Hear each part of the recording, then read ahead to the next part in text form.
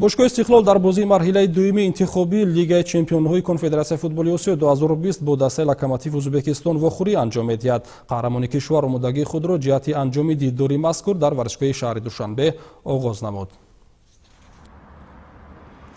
қаҳрамони Тоҷикистон бошгоҳи Истиқлоли Душанбе зери роҳбарии мутахассиси шинохта Алишер Тухтаев омодагиҳои худро ҷиҳати иштирок дар марҳилаи дуюми интихобии Лигаи Қаҳрамонҳои Конфедератсияи футболи Осиё 2020 ҳанӯз аз санаи 3 январ дар варзишгоҳи марказии ҷумҳуриявӣ оғоз намуда буд.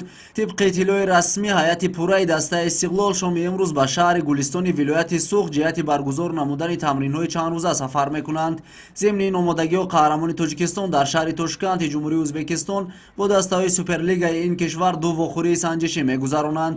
9 январ шогирдони Тухтаев бо бошгоҳи Қуқанд ва дар бозии дуюми санҷишӣ санаи 13 январ бо қаҳрамони Узбекистон тими Пахтакор вомехӯранд. Ба ихрори сармураббии тим, ҳайати даста аз ҷиҳати ҷисмонию равонӣ пурра ба ин бозиҳо омодаанд ва ҳозиранд дар муқобили дилхо даста бозии арзанда нишон диҳанд. Ну, готовимся в плановом режиме, все ребята целы, здоровы. Вот, ждем, когда подъедут легионеры для усиления команды. Так, готовимся в плановом режиме. Уже начинаем потихоньку разбирать соперника, тренерский штаб. Вот. Приготовил видео, там нарезки всякие. Будем готовиться. Вот. Завтра улетаем в Худжант, заедем в Нацбанк. Оттуда будем ездить на контрольные встречи в Узбекистан. Ну, эти встречи нам помогут в подготовке к игре с Локомотивом. Я чувствую себя в физическом плане хорошо, так что отлично.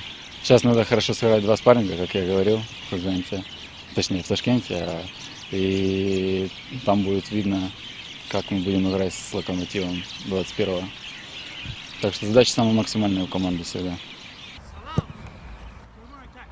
ёдовар мешавем ки бозии марҳилаи дуюми интихобии Лигаи Чемпионҳои Конфедератсияи футболи Осиё 2020 байни дастаҳои Истиқлоли Тоҷикистон ва Локомотиви Узбекистон санаи 21 январ дар шаҳри Тошканд баргузор мешавад. Барои баромадан ба даври гурӯҳии Лигаи Чемпионҳо дастаи Истиқлолро мебояд ки тими Локомотивро шикаст дода, пас он рӯзи 28 январ дар даври плей-офф дастаи Ал-Аҳлии Арабистони Саудиро аз сари роҳаш дур кунад.